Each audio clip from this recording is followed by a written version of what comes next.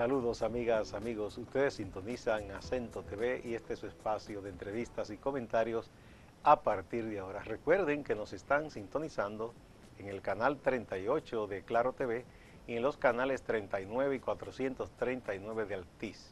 También en el canal 41 de Star Cable en Santiago de los Caballeros. El tema de este día, a partir de ahora, la situación del tráfico de drogas en la República Dominicana.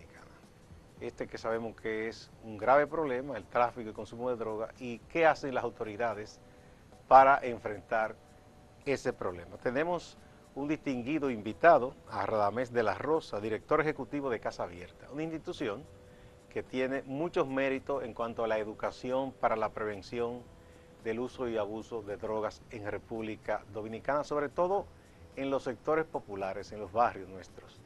Vamos a una brevísima pausa antes de empezar la conversación.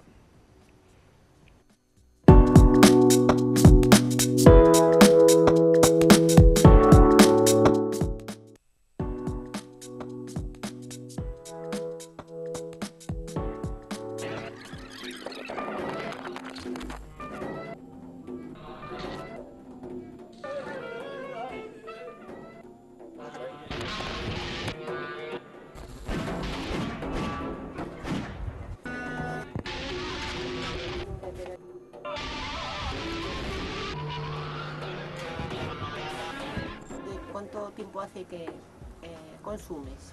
¿Y qué? Desde los 12 años, marihuana. Marihuana, desde los 12 años. Sí. ¿Y vendes Sí, droga? sí. Cuéntame. Un negocito, usted sabe, para buscar el celito de muchachos.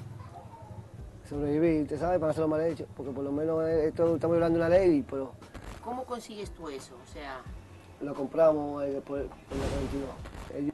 Bueno, eso que estábamos viendo ahí es un corte de un reportaje que hizo la compañera Alida Giuliani, que está aquí con nosotros, de uno de los jóvenes de los barrios que está en el negocio de venta al menudeo de marihuana y al mismo tiempo es consumidor.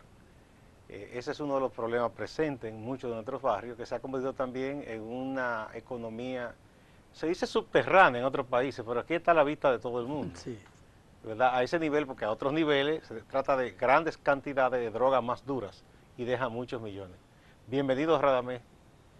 Me gustaría que me des tu punto de vista de cómo está la situación en estos momentos de el tráfico de drogas y la labor que hacen las autoridades, se supone, para prevenir y perseguir este problema. Bueno, gracias por invitarme a este espacio. Nosotros siempre hemos dicho, Gustavo, que el principal problema que tiene la República Dominicana no es que la política de drogas sea ineficiente, es que la política de drogas es peor que las drogas, en el sentido de que no está haciendo lo que debe hacerse para controlar un fenómeno social.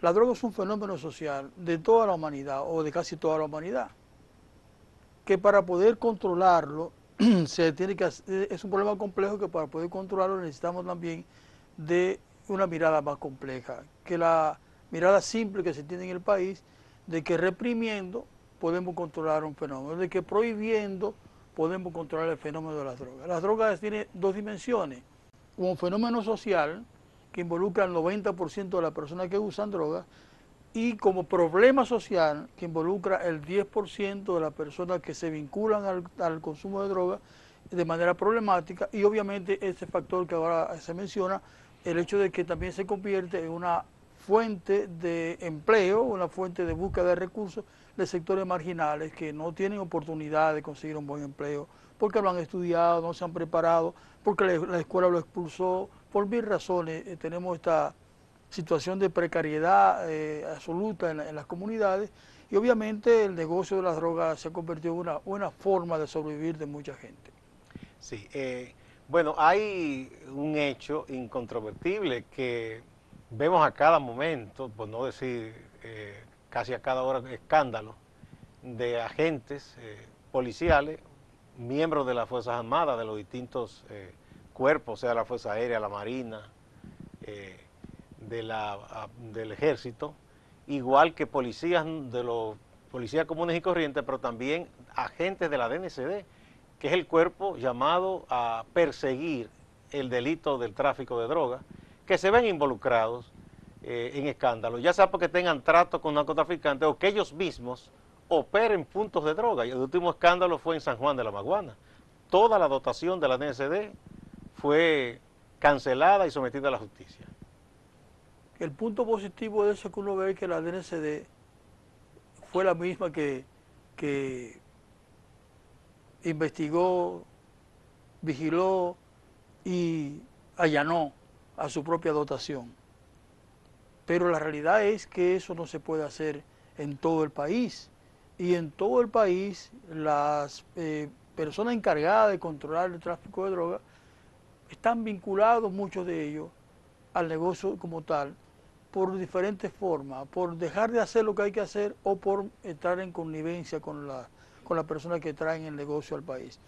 El tráfico de droga no es un monstruo, el tráfico de droga no es una cosa de demonio, es un negocio internacional, transnacional poderosísimo, es un negocio ilegal y que lleva a mucha gente a vincularse al negocio de manera directa, porque ¿en qué sociedad vivimos?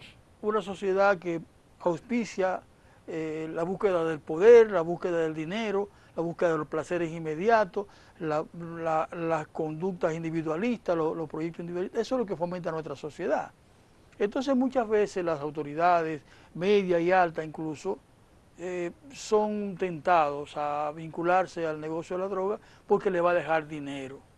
Le va a dejar el dinero que no se ganan diariamente con un salario de miseria que tienen, o le va a dejar el dinero, cuando hablamos de sectores más altos, que no se van a ganar en toda la vida, en toda su carrera policial o militar.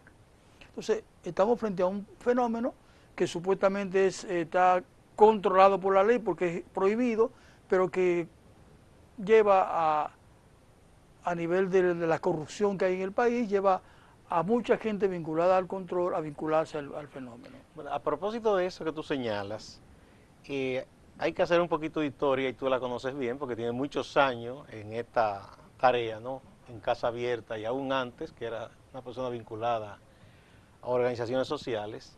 Aquí se asumió una directriz, porque aquí siempre hacemos eso en los países nuestros. Estados Unidos decidió que estos países no era bueno que tuvieran departamentos contra narcóticos dentro de sus cuerpos policiales, sino que debían crear esos cuerpos especializados aquí de DNCD como especie de copia de lo que es la DEA, ¿verdad? Hubo países que se negaron y aunque crearon ese otro cuerpo no le dieron tanto poder y mantuvieron su departamento policial especializado contra narcóticos. Aquí se eliminó porque decía que dentro de la policía había mucha corrupción.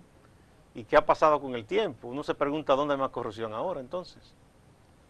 Sí, nosotros en el país, Gustavo, somos un país dependiente de lo que digan los Estados Unidos en materia de drogas.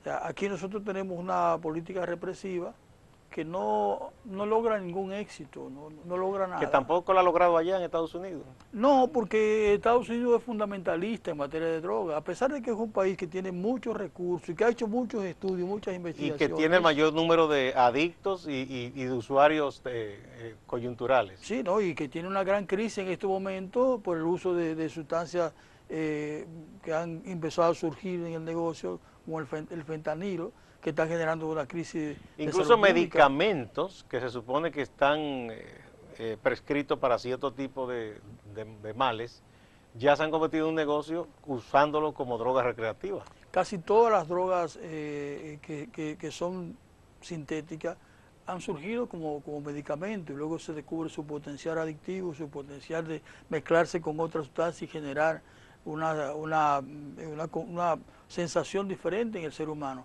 Pero lo que iba a decir es que nosotros no somos capaces de diseñar una política de Estado pensada desde la República Dominicana, como han hecho otros países que han dicho, sí, nosotros estamos siguiendo la Convención de Naciones Unidas, que es una hechura de los Estados Unidos, que fue generada por los Estados Unidos con las ideologías más conservadoras que puede haber, pero podemos hacer cosas diferentes. Por ejemplo, nosotros tenemos que dejar de perseguir a las personas que usan droga como delincuentes, porque la mayoría de los que usan droga la consumen sin ningún tipo de consecuencia social, ni familiar, ni individual para ellos. Pero en este país tenemos la cárcel llena de personas que por ser usuarios de droga están penalizados por la ley. Y hay países que ya eso no es así. Y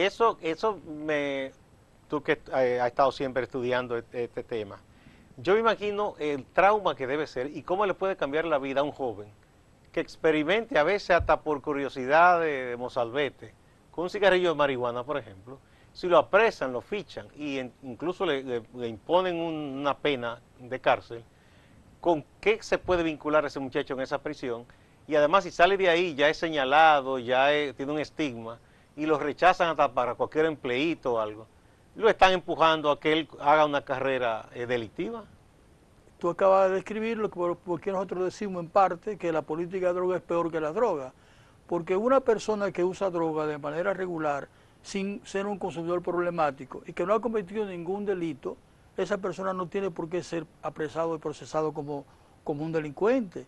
Y eso que tú acabas de describir es lo que ocurre realmente y lo que está ocurriendo en todas las cárceles de este país, donde la mayoría de las personas que son procesadas por droga son por simple posesión. ¿Por qué? Porque hablamos de la corrupción. Si yo detengo a una persona que puede pagar para no ser procesado, paga y es liberado.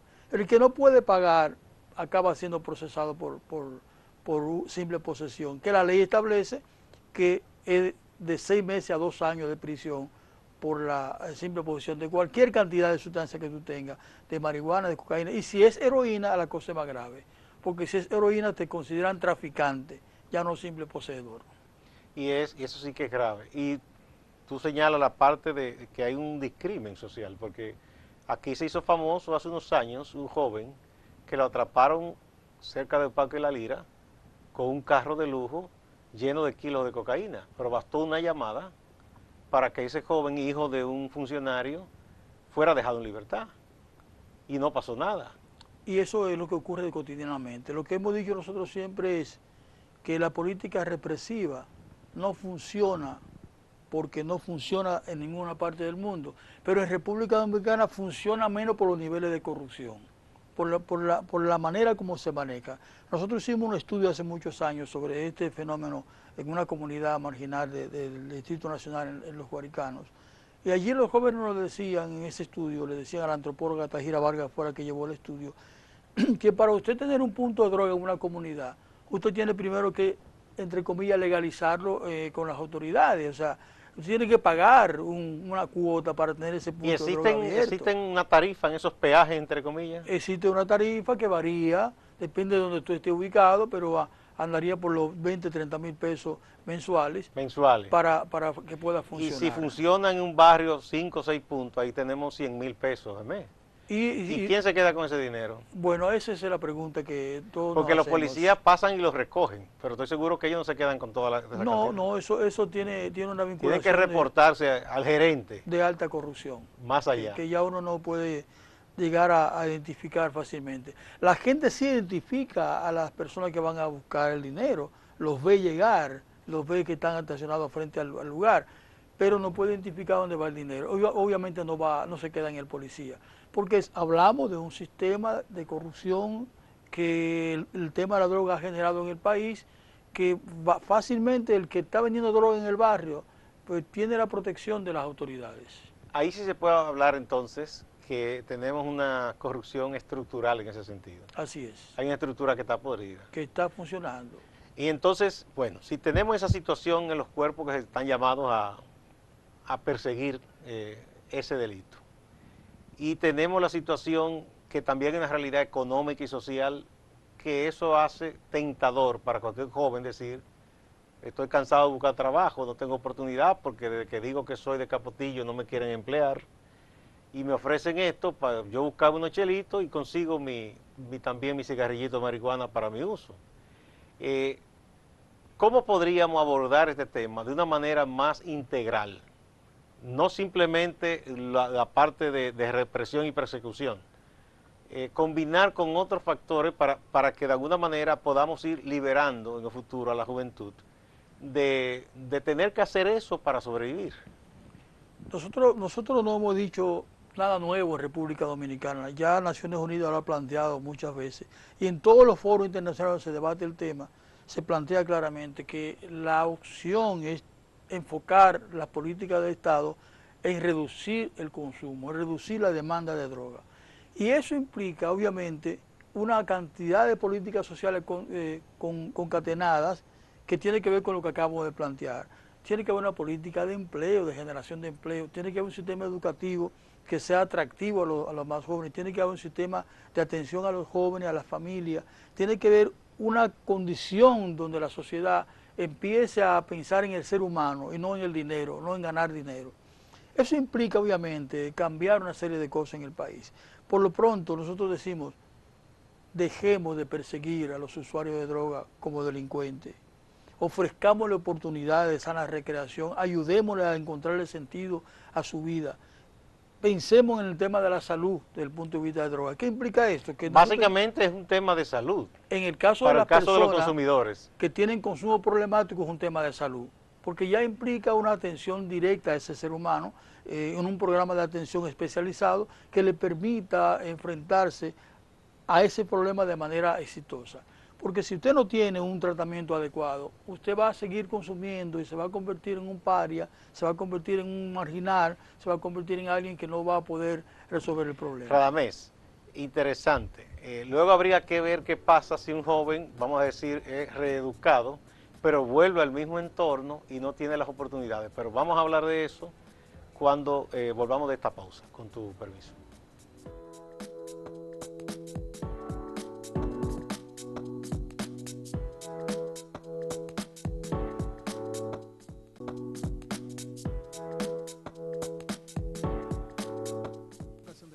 Hay muchas drogas, la primera cosa, eso se sabe, y el DNCD y todo el mundo sabe que aquí hay droga, porque cada rato vienen, y si vienen no es para visitarnos, para decirnos hola, vienen para buscar.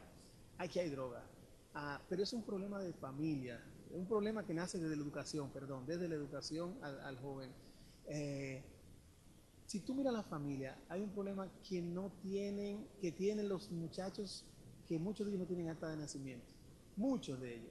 Cuando tú miras a la familia, yo le pregunto a los jóvenes que lo veo en la calle, que son muchachos que están mal orientados por la sociedad. No es que son malos, están mal orientados por la sociedad. Y yo le digo, ven, ¿por qué tú robas? ¿Por qué tú haces eso? Padre, es que yo busco trabajo y nadie me da trabajo. Yo no tengo un papel que diga mi nombre. Entonces, dígame usted, ¿qué yo puedo hacer? Entonces, yo un muchacho joven con mucho brillo, que las mujeres me miran, qué sé yo qué, yo tengo que también responder. Entonces, ¿cómo busco mi dinero? Eso no justifica la acción. Eso se sabe, no justifica la acción. Veíamos ahí al padre Eduardo Figueroa, que está también abordando ese problema en la parroquia donde él sirve también con jóvenes que se ven vinculados al problema o de consumo o de tráfico de droga u otro tipo de delito. Ahora se incorpora también al programa Jorge Mercado, psicólogo, director de la Fundación Pasos. Bienvenido. Muchas gracias por invitarme una vez más. Todo un placer estar aquí con ustedes. Bueno, estamos abordando con Radamés, antes de que usted llegara, el asunto del entorno, una situación porque se aborda el problema muchas veces con la parte represiva, persecutoria, así cuerpos policiales especializados, ahí tenemos la DNCD, pero vemos que muchas veces los propios encargados de perseguir lo que se entiende es un delito, incurren en ese mismo delito. Recientemente toda la dotación de la DNCD de San Juan de la Maguana fue destituida y sometida a la justicia porque ellos mismos estaban manejando el negocio de la droga en esa localidad. Radamés apuntaba a algo, y que me gustaría también su punto de vista, de abordar el tema de una forma más integral, sería el ideal, porque el joven muchas veces se ve compelido a eso, como decía el padre, porque ya tiene una situación social. Uno de los estigmas, por ejemplo, de un joven que sea de Capotillo, es que ya por su procedencia mucha gente tiene prejuicio y quizás no lo emplea. Muchas veces también cuando el joven quizás experimenta con un cigarrillo de marihuana, ya lo fichan, ya hay un estigma sobre él después, que la gente piensa que es un delincuente, y todo eso lo va empujando a volver a ese círculo, de volver a consumir la droga y quizás comenzar a venderla. Entonces, me gustaría que nos hablen de las posibilidades de un enfoque integral del problema, desde el punto de vista quizás de salud, socioeconómico, etcétera. Mira, la pregunta es tan amplia y el abordaje, por supuesto, desde una visión social. Pero tú mencionaste el tema de los jóvenes en los barrios, están estigmatizados, pero también sienten presión social, y también el tema de el inicio al consumo de sustancias, el debut, como decimos nosotros, y de repente en ese debut son arrestados. Esa es una marca que le queda por el resto de su vida. Es un invento, como dice uno. Se pusieron a inventar ese día. Como la vez que, como en otro tiempo te iniciaba siendo menor de edad, te iniciaba tomándote un trago, fumándote un cigarrillo. Hoy tenemos las drogas y son ilícitas, y en los barrios abundan. En algún momento cifras del Consejo Nacional de Drogas y de la DNC hablaban de 36.000 puntos de droga en este país. Entonces, la tenemos por donde quiera. Tenemos tantos lugares donde podemos conseguir droga como más que escuelas. Entonces, esa es una realidad que nosotros tenemos y tenemos que abordarla desde sus distintos aspectos, no solamente de la interdicción, o sea, tratar de frenar el narcotráfico, el microtráfico, sino también a los usuarios de droga. ¿Qué pasa con los usuarios de droga? Que también entran dentro de un delito, también se enmarcan dentro de un delito cuando estamos hablando de personas enfermas, ya sea porque son dependientes de la sustancia o porque tienen una condición social y una presión social que los empuja al consumo y a la venta. Aparte de los problemas familiares, nosotros tenemos una sociedad enferma. Nosotros en sentido general tenemos una sociedad que si la analizamos desde el punto de vista de lo que es salud integral, mental, tenemos una sociedad enferma. Y el abordaje, por supuesto, debe ser desde la familia, desde insertar valores en estos sectores, crear también las condiciones necesarias para que darle oportunidades a estos jóvenes, porque muchas veces es frustrante que de repente un adolescente de 13, 14 años que viene de la misma condición económica que tú, anda con unos tenis nuevos, unos pantalones nuevos carísimos, una gorra, una camisa buena, un celular, y yo con una correa me voy al colegio con los libros amarrados. Yo digo, pero este no va al colegio, no hace nada y anda de lo más bien. Eso es atractivo, esa es la presión que sienten muchos de estos jóvenes, y de repente le dicen, ¿qué tú estás haciendo? ¿Qué es lo que tú haces hoy? No, yo estoy haciendo esto, esto y esto. Y van a ceder. Esa presión económica, esa presión social, lo va a envolver a ellos también al microtráfico, al consumo. Y es evidente que hoy abunda más las drogas que en otros años, porque se dice, porque eso no es una información que yo puedo dar fidedigna, que hoy ya el narcotráfico internacional no le paga al criollo por su servicio de intervención, de participación y de peaje con dinero, le pagan en especie, y esa droga se queda aquí, se consume aquí. Bueno, y se ha vuelto un negocio. Dicen algunos que sí, que se da en muchos casos eso, esa paga en especie, y en otros no, porque hay gente que dice, no, mi cuarto no es efectivo. Sí, mi cuarto. Pero como quiera, es un negocio sumamente lucrativo. Bien, interesante lo que tú decías respecto a que se trata todavía aquí al usuario, ya sea el usuario dependiente o el ocasional, como un delincuente. Cuando la tendencia que uno ve en otros países es, incluso en los países, muchos países que son muy duros en la persecución, pero al usuario no lo tratan como un delincuente, sino que lo envían quizá a tomar unos cursos, una cosa, una reeducación. Radamés, tú te referías a lo que pasa con el joven incluso que es apresado y quizá es internado y le dan unas orientaciones. Y el joven dice, no, es verdad, yo incurrí un error, no vuelvo a hacerlo. Pero cuando llega al entorno del barrio, ¿qué ocurre entonces? Antes de responderte esa pregunta, yo quisiera anotar lo siguiente también. Sí, cómo no. Cuando nosotros hablamos de drogas, de tráfico de drogas, de microtráfico, y hablamos de las comunidades marginales, de los barrios populares, parecería que este es el gran negocio de la droga en el país. Y lo cierto es que la droga de mayor calidad, y de mayor pureza y de mayor costo, se vende a nivel de sectores de clase media y clase alta. Claro que pueden pagarla. Que pueden pagarla. Entonces, y ahí la DNCD no tiene una intervención. La mayor cantidad de droga que se vende en este país se vende en los polos turísticos.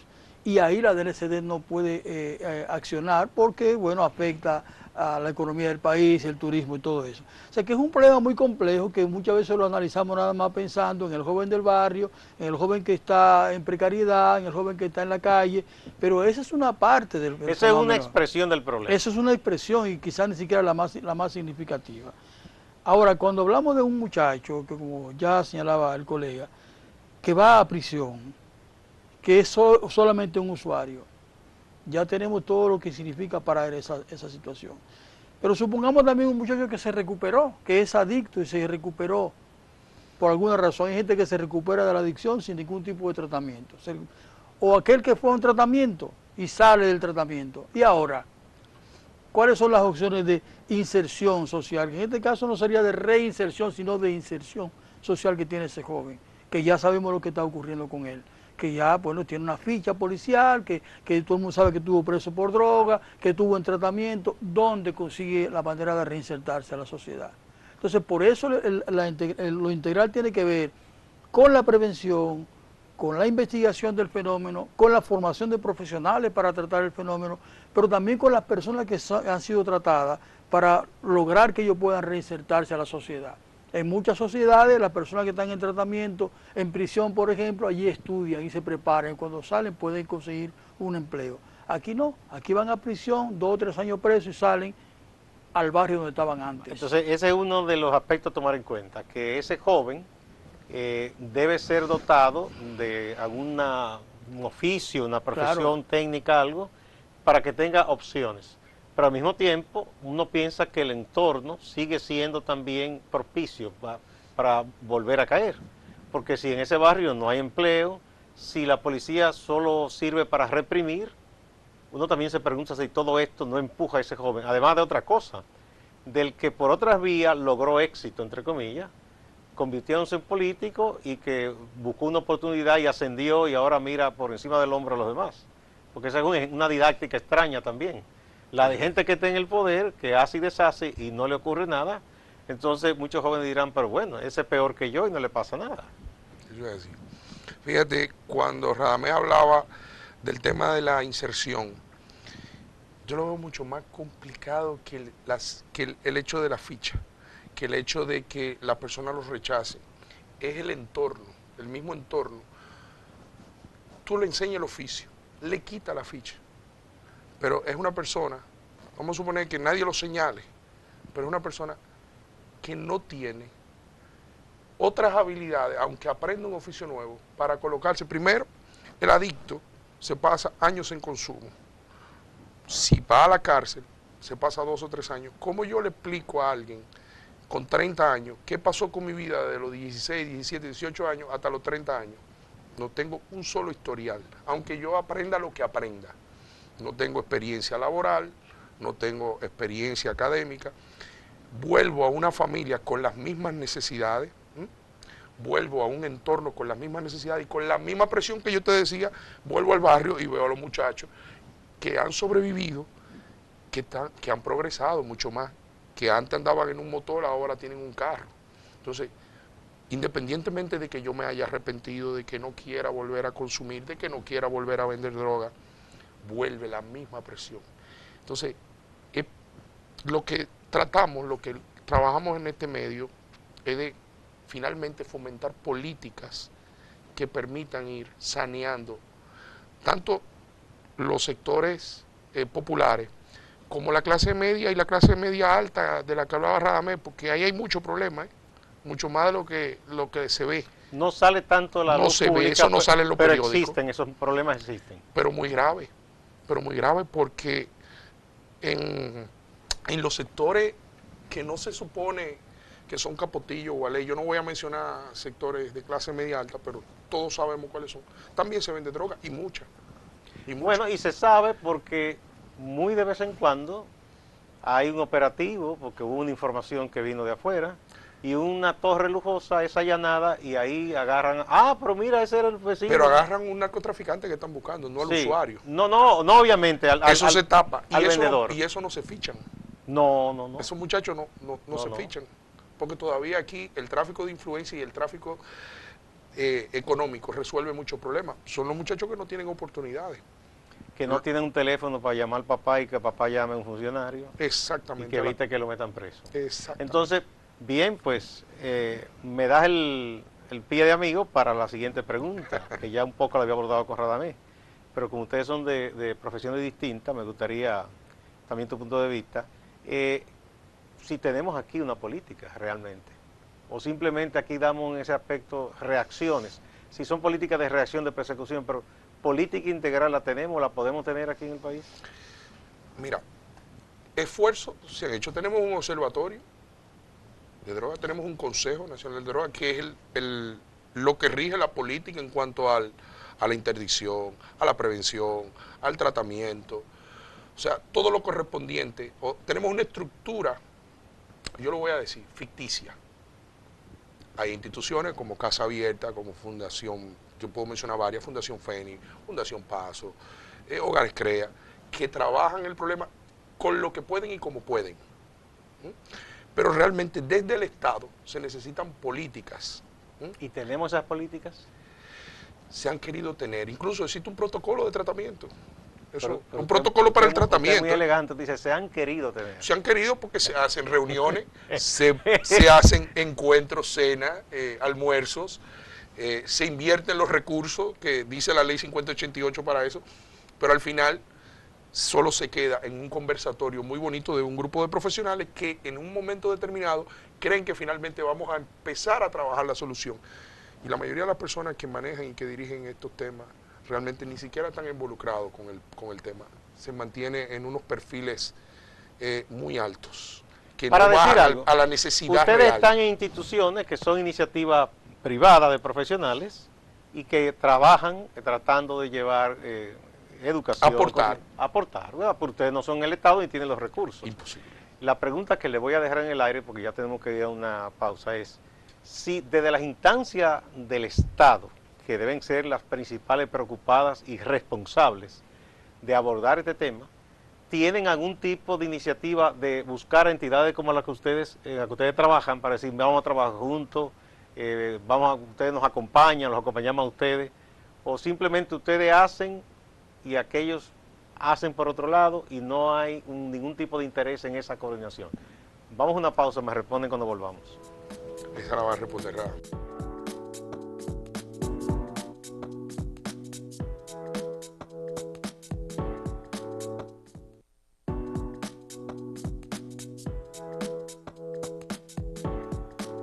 ¿Cómo actúa aquí la policía? Caminamos con ellos para que no den banda, porque en verdad ellos lo que quieren es su cuarto y no tampoco se meten con uno. Son ya policías conocidos, supongo. Sí, policía conocido. ¿Alguna vez te han detenido por vender droga? Claro, y me agarro con ellos arriba, pero siempre hay dinero. Se soluciona todo con dinero. A veces, porque todos los casos con dinero no se resuelven. ¿Por qué decidiste vender droga? Comencé fumando y cosas y me gustó ese trabajo, me gustó. ¿Y toda la familia vive de lo que tú vendes? ¿Cómo le digo? La mujer mía y yo somos que estamos... Pero mi hermana hace su diligencia también. ¿Y nunca has pensado dedicarte a otra cosa? Arreglar celulares. Para sobrevivir, esto es un barrio que todo el mundo sobrevive. Ahí teníamos esa otra parte del reportaje de Alida Giuliani. Bueno, yo le dejé a ustedes una papa caliente antes de que fuéramos a la pausa. Vamos a ver qué nos dice Radamés.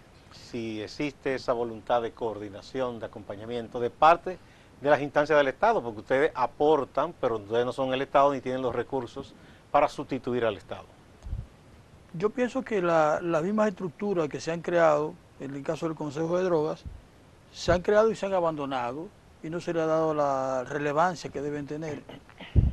Y no hemos tenido nunca un Consejo de Drogas integrado por personas comprometidas con el tema, ni hemos tenido una dirección o presidencia del Consejo de Drogas de alguien también interesado en el tema. Hemos tenido un espacio donde se nombra a una persona allí, pero que sigue haciendo lo que se hacía antes, no tiene una mirada distinta. Vamos a evaluar a ver qué vamos a hacer. ¿Y qué es lo que se hacía antes?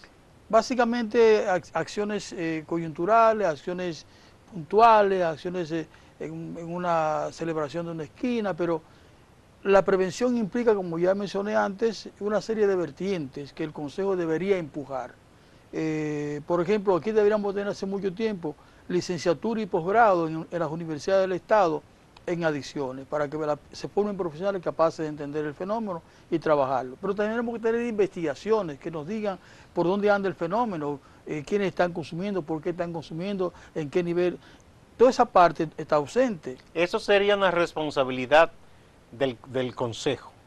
una responsabilidad del Estado que obviamente debía recaer en el Consejo de Drogas. Por ejemplo, se ha hecho aquí una localización geográfica del problema. Es decir, en un momento dado, por dónde está entrando más droga, dónde están los principales narcos, el tipo de droga, la procedencia. Se dice ahora que hay mucha droga que proviene quizás por vía de Venezuela, ¿verdad? Que de Colombia pasa a Venezuela y que de ahí, o que de Bolivia pasa a Venezuela. Pero eso se dice, pero uno no tiene como, o a veces vienen datos de Estados Unidos que uno tiene que tomarlo muchas veces con pinzas, porque a veces uno sabe que hay intereses políticos, geopolíticos, que cuando quieren desacreditar un gobierno, ya lo acusan de que está vinculado al narco y toda esa cosa, ¿no? Entonces, pero eso, como país, no deberíamos tenerlo claro. Si tenemos puertos, aeropuertos, ¿por dónde es que viene mal el problema? ¿De dónde proceden? Si son lanchas, si son aviones. Bueno, el fenómeno del tráfico internacional es un fenómeno que sí ha sido bien estudiado, porque a pesar de que se perdió la guerra hace muchísimo tiempo, pero por lo menos a nivel de estadística se manejan algunas y se tienen los puntos vulnerables. De aquí, aquí en el país. Se conocen los puntos vulnerables. Nosotros somos una isla.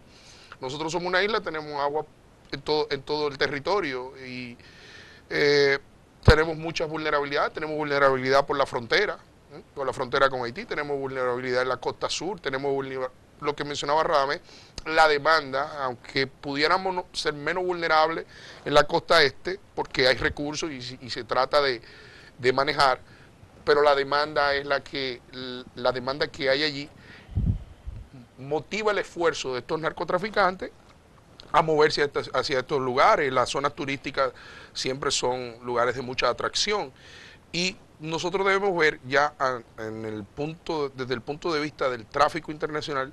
Estábamos situados hasta hace poco tiempo como puente para Europa y Estados Unidos, principalmente hacia los Estados Unidos, ya hoy a Europa, pero realmente ya nosotros somos un punto significativo por el turismo y por el consumo local.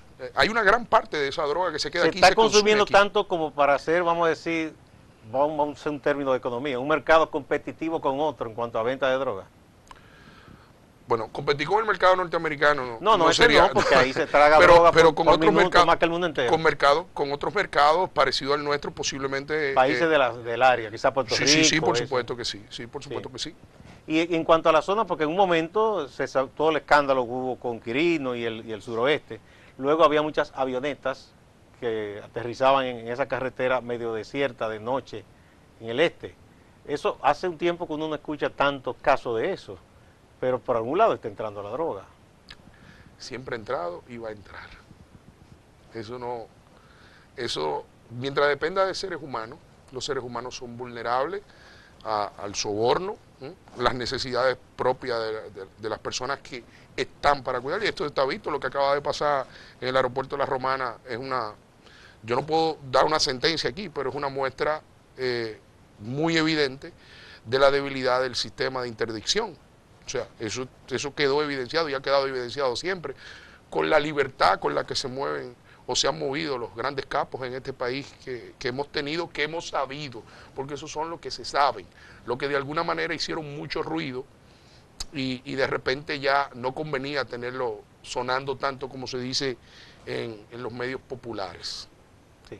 Bueno, entonces prosigamos con la parte del abordaje del problema, ¿verdad? Entonces dijimos, hay un tema de la presión que conlleva ciertos lugares donde la gente vive, ¿no? Que quizá a otros niveles se tienen en la clase media también, sí, pero no es lo mismo, porque un muchacho que sea de clase media tiene la opción de que el papá tiene otra condición y puede quizá estudiar algo, insertarse en un trabajo, no tiene el estigma tampoco del lugar donde procede. Pero eso es una parte de la condición. No podemos ver el tema de la adicción como una condición social. No tiene que ver necesariamente. El tráfico a todos los niveles hay consumidores. El tráfico sí pudiera ser influenciado por la condición social, pero el consumo de drogas no está marcado por la condición social, es una parte. Hay adictos multimillonarios, los hay de clase media, los hay muy pobres. Es decir, que la condición socioeconómica no es obligatoriamente vinculada. Como científico a mí me corresponde decir aquí que estamos frente a una enfermedad del cerebro ya ubicada hace mucho tiempo, que los estudios que inició la doctora Nora Volco dieron evidencia científica clara y te dicen el lugar afectado específico del cerebro, el núcleo accumbens. O sea, estamos hablando de una parte orgánica, una estructura del cerebro que está afectada. Hay otros factores, hay factores genéticos, factores orgánicos y factores sociales y psicológicos. Usted me está hablando, doctor, de una predisposición orgánica. Por supuesto, hay gente que tiene mayor predisposición a caer en el consumo de alguna sustancia adictiva. Por supuesto que sí. Por eso entonces hay personas que son capaces de beberse un trago social y no se vuelven alcohólicos. ¿Cuántas personas no toman? Y no son alcohólicos. Incluso el alcohólico abre la botella y no puede parar. Hay personas que de esa botella beben el año entero. Sí. O quizá un día se la toman completa, pero no más. O sea, tampoco es que no están todos los días en eso, ¿verdad? Exactamente. Y si tuviéramos esa mirada, digamos, desde la política pública, entenderíamos claramente que, como yo mencionaba, hay dos dimensiones. Está el consumidor ocasional o recreativo, que es el 90% de los usuarios de sustancias.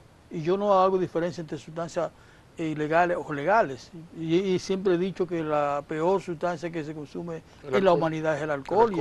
Y después el tabaco. El tabaquismo mata a mucha gente. El tabaco primero y el alcohol después. Pero tiene que ver con el ser humano, con la persona, como señala el colega. Tiene que ver con la persona. Una persona no puede empezar a consumir sustancias y otro puede consumir toda la vida. Ahora, ¿cómo sabemos cuál de los dos se va a quedar? Como no sabemos eso, sí difícil. Recomendamos siempre la educación, la manera de vincularse a la sustancia de manera adecuada, el evitar este contacto desaforado con la sustancia, porque usted no sabe cuándo se va a quedar enganchado. Esa es la realidad. Bueno, entonces estamos claros en una cosa.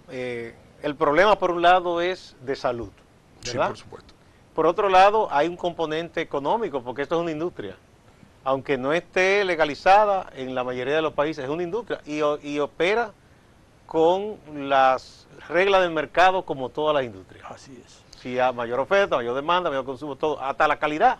Claro. Porque muchos dicen, esto tiene tanta pureza. No, las mismas autoridades cuando atrapan una sustancia dicen, tanto por ciento de pureza. Entonces, esos dos elementos. Y el otro... No, falta un elemento. No, a eso iba. El elemento de la violencia social, que no se puede quedar. O sea, estamos hablando de un fenómeno que no solamente afecta a la familia, que afecta a la sociedad y afecta a la economía de una forma o de otra, sino estamos hablando de que esta es una situación que genera violencia en la sociedad, que no necesariamente la violencia del microtráfico, del narcotráfico, sino una persona bajo los efectos del alcohol salió, no está violando ninguna ley, como mencionaba Radame ahorita, se está tomando un trago en el colmadón, en el bar, en la discoteca, y de repente, si estamos hablando de una sustancia que altera el sistema nervioso central, que modifica su comportamiento, que altera su percepción de la realidad, puede convertirse en una persona agresiva, violenta, y bajo los efectos del alcohol se han cometido, inclusive hoy que está muy de moda, feminicidios, muchísimos feminicidios. En un estudio que hizo el Centro de Intervención Conductual para Hombres, evidenció un porcentaje bastante alto, alrededor de un 13% del total. O sea, que eran personas que estaban intoxicadas. Bajo el efecto del alcohol. O sea, sí. Eso es una cifra significativa. No solo la violencia contra la mujer, que hasta la violencia contra los hijos. Uno está viendo que dos personas por diferencia, por un estacionamiento, se matan. Eso es así. Y hay mucha gente que quiere salir con una pistola y dice, no, y yo la tengo sobada por si acaso. O sea, ese tipo nos hemos tornado muy violentos. Entonces, ¿ustedes piensan que hay una relación de alguna manera? La incidencia de sustancias tóxicas con esa proclividad a la violencia que estamos asistiendo. Bueno, hay una serie de factores, no podemos... Pero bueno, uno de los factores que más incide en la violencia social tiene mucho que ver con el consumo de drogas, de todas las drogas, de las ilícitas y de las lícitas. Y las lícitas también. Eso es así. Sí. Bueno, y la incidencia de consumo de esta sustancia en otra parte, si afecta a la salud, afecta costos también de salud, tanto para la persona, la familia, como para el Estado como tal. Eso es así, los hospitales. Sí, sería interesante si uno tuviera estadística, por ejemplo, de los fines de semana de muchas fiestas, la cantidad de personas intoxicadas que llegan, que hay que desintoxicar o que fruto del problema de la borrachera, por ejemplo, manejan de manera imprudente o se matan o matan a otro o pierden una pierna o quedan con lesiones permanentes. Eso es un costo muy alto también. La Organización Mundial de la Salud deja claramente establecido que los jóvenes no se mueren de enfermedades. La principal causa de muerte de los adolescentes son accidentes de tránsito. Y el 70% de los accidentes de tránsito de jóvenes y adolescentes es bajo los efectos de sustancias. Bien, bueno, hay países que han tratado de cambiar el enfoque y han hecho cosas. Ahí está Uruguay, en que se decidió despenalizar el uso de la marihuana. Y también bajo ciertas condiciones se permite su producción y su venta supervisada. ¿Ustedes piensan que ese es el futuro? Por lo menos las drogas menos duras, comenzar a despenalizarlas. Yo pienso que sí, y no es solo, Uruguay es un país paradigmático en muchas cosas, y en el tema de droga lo es.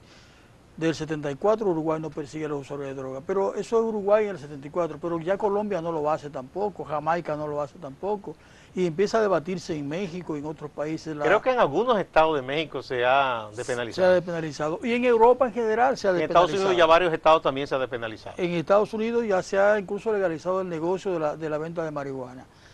Nosotros entendemos, se lo hemos dicho muchas veces, que las prohibiciones a personas adultas no sirven, no funcionan. Tenemos que regular la sustancia.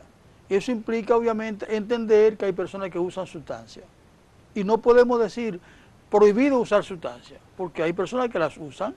Y si el Estado no tiene capacidad de regular eso, como no lo está haciendo con el alcohol y el tabaco, obviamente nunca vamos a tener éxito. La política represiva, las prohibiciones, son peores que las drogas. Bueno, ahí tenemos en la historia el ejemplo de la ley seca y lo que parió la ley seca. La ley seca fue una experiencia norteamericana que ahora se le aplica al mundo. Estados Unidos fracasó la ley seca y se lo aplica al mundo con las sustancias que están prohibidas ahora. Parece que ellos mismos, o por lo menos unos cuantos burócratas, no han aprendido nada de esa experiencia. Bueno, muchísimas gracias a Radamés de la Rosa, director ejecutivo de Casa Abierta, y a Jorge Mercado, director de la Fundación Pasos, por echarnos luz sobre este problema tan grave que está ahí y que andamos dando como pasos a tientas y a loca a veces uno piensa a nivel del Estado y las autoridades, porque se apresan personas, se hacen redadas, pero como que es un círculo vicioso. Bueno, muchas gracias. Amigas, amigos, no se vayan, que hay más en Acento TV.